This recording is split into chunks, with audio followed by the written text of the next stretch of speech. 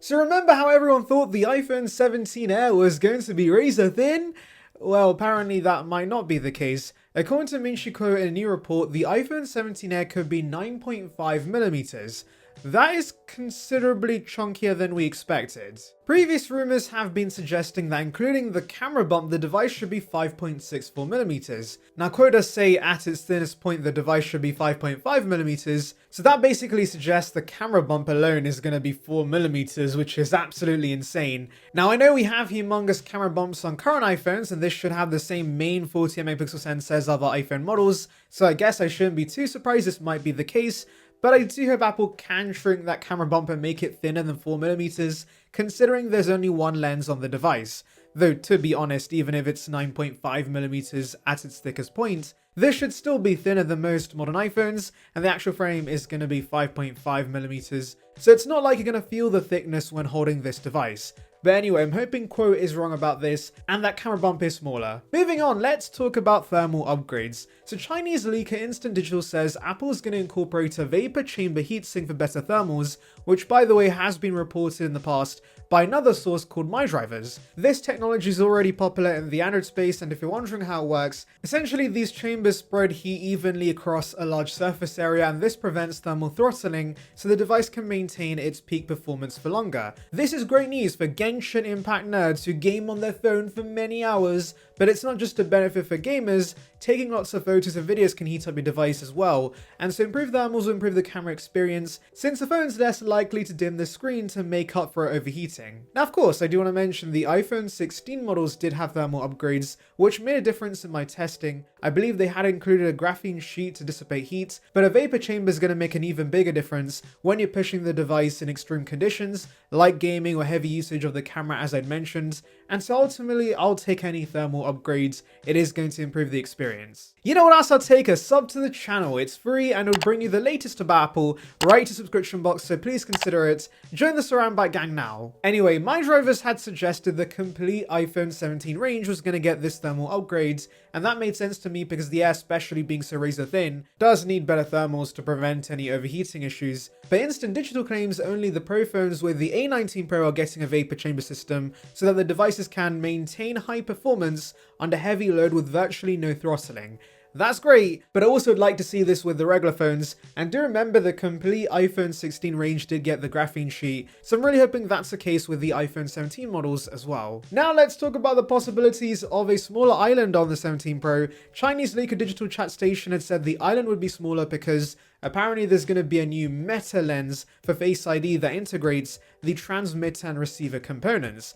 And so basically in layman's terms, they're shrinking the Face ID components, and that allows the island to be smaller. Instant Digital, however, now claims that apparently this year Apple's only focusing on the back and internals of the device, and the front should look near identical to the 16 Pro with the same bezel size and island.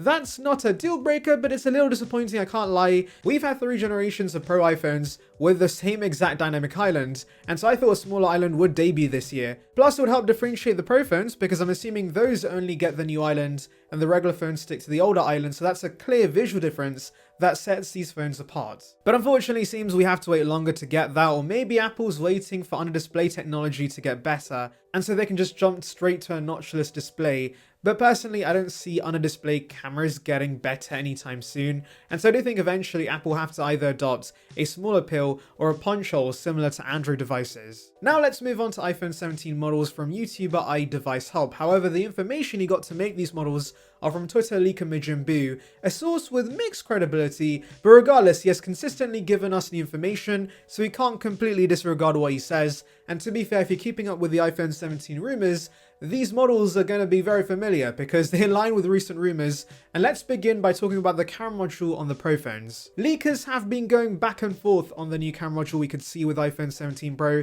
For those unaware, initially we're expecting a new horizontal layout similar to Pixel devices, which would make this iPhone stand out compared to every other iPhone since the 11 Pro, which has had the same stove design layout. However, there is a reason Apple's firmly stuck to this design, and it's not because they're lazy, it's because the lenses are at equal distance from each other, which allows for seamless switching between the lenses, but also the positioning of the camera now helps the iPhone record spatial video. And so moving the lenses could break these key aspects of the camera experience. Hence why other leakers then said the stove design is going to stay, but Apple instead is going to incorporate a part aluminium, part glass back cover. And that's what we see in these new models as well. There's the familiar triple lens layout, but the LiDAR scanner, mic and flash have moved to the right sides, and we have this aluminium panel at the top now, and there's apparently going to be a two-tone finish apparently, which is interesting. I guess Apple using a mix of aluminium and glass on this phone is kind of similar to the iPhone 5 design. And yeah, I'm glad Apple's finally changing things up on the back of the iPhone, but this also reminds me of Poco phones. And so yeah, I have to see the real device first before we can properly judge this. It's not just models we have, by the way. We have case mockups where you see the design in more realistic renders. And yeah, I need to let this design grow on me. And I know that one of you guys said that's just a polite way of saying you don't like the design. And yeah, it kind of is, but at the same time, I know for a fact it will grow on me because the iPhone 11 Pro renders grew on me. I initially hated those, but then when I saw the final product, I was like, oh, actually, that looks pretty good. And so I'm sure the same is going to happen with iPhone 17. There's some very nice renders based on these models on Twitter, so I know for sure eventually I will like this design. Now moving to the regular models, the regular 17 model is nothing special. It looks nearly identical to the iPhone 16, but the model of the year does show a new camera module with a horizontal bar at the top that houses a single lens on the back alongside a mic and flash. This device will also be slightly smaller than the Pro Max at 6.6 inches.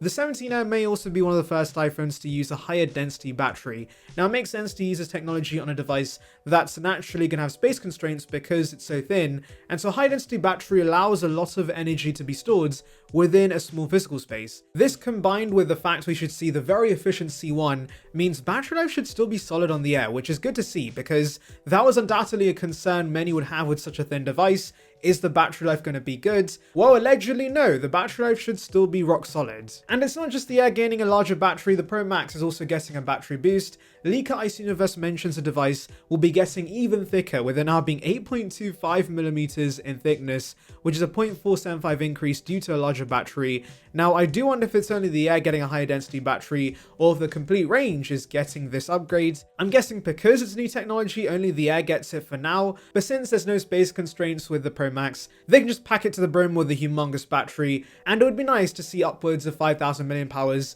in the Pro Max. Imagine the battery gains. Now some of you might be a little confused. I keep saying the iPhone 17 Pro is going to have a part aluminium, part glass design, because you're probably thinking to yourself, wait up, when the Pro phone's using titanium? Well, apparently Apple's scrapping that and they're switching back to aluminium. And you may be thinking, why? Well, I think a big reason could be color choices. We all know that color choices on the Pro phones are pretty plain compared to the regular devices, and it's partly because of titanium. The titanium chassis is very hard to color in bright shades, and so maybe Apple's switching to aluminium just so they can give us fun, bright shades of colors on the Pro phones for once.